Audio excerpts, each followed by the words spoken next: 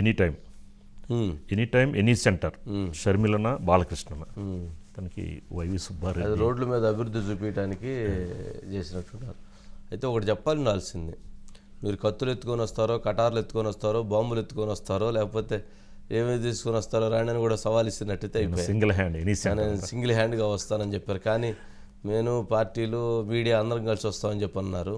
ఇంకొంచెం spicy binge అన్నా కానీ వెరైటీగా ఉండేది. కాకపోతే ఇప్పుడు ఇక్కడ సమస్య ఏంటంటే వైవి సుబ్బారెడ్డి గారికి సవాల్ ఇస్తుంది. ఇప్పుడు వైవి సుబ్బారెడ్డి గారు కనుక 2 రోజుల్లో రెస్పాండ్ కాలేదనుకోండి, ఆయన రెస్పాండ్ కాకుండా ఎందుకులే అని వదిలేసాడు అనుకోండి, ఇప్పుడు షర్మిల ఆయన ఇంటికి వెళ్ళిపోయింది. నువ్వు వస్తావా రావు, నువ్వు అన్నావు కాబట్టి నువ్వు వచ్చి చూడాల్సిందే, నువ్వు వస్తావా రావు అని తలుపులు బాలగొట్టాను తీసుకొని వచ్చింది.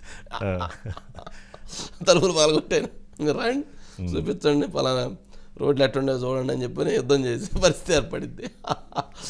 అందుకని కొంచెం ప్రతి సవాళ్ళు చేయటం అనవసరం షర్మిలతోటి. కారణం ఏంటంటే షర్మిలకి లిమిటేషన్స్ ఉండవు. తను కొంత పరిధి దాటి కూడా వెళ్ళి మాట్లాడచ్చు, కానీ అది ప్రజలకు నచ్చకపోవచ్చు.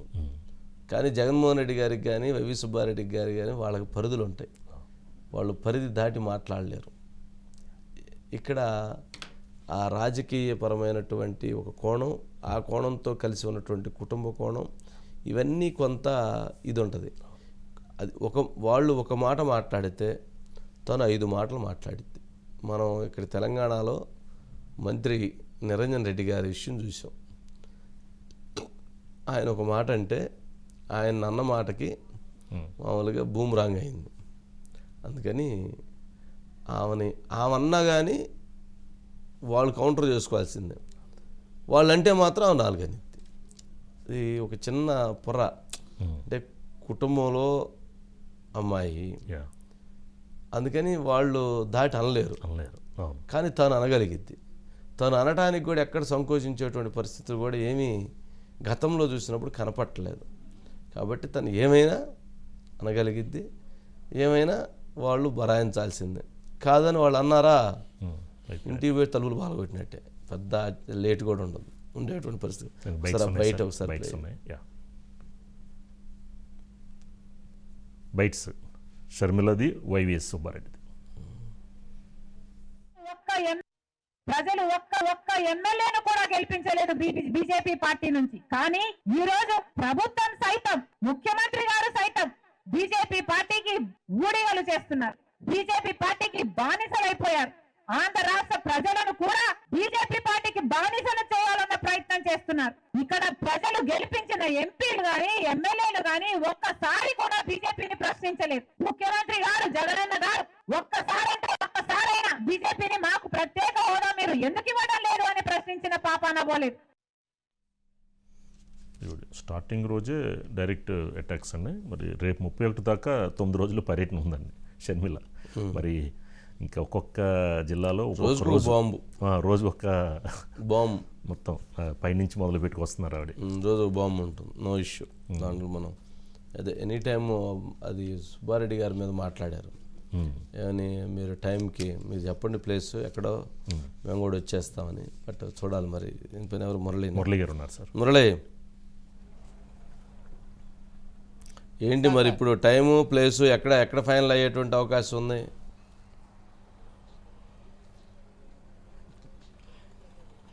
అంటే టైము ప్లేస్ అనేది ఏదో సినిమాలో డైలాగ్ లాగా చెప్పేసింది సార్ ఆవిడ.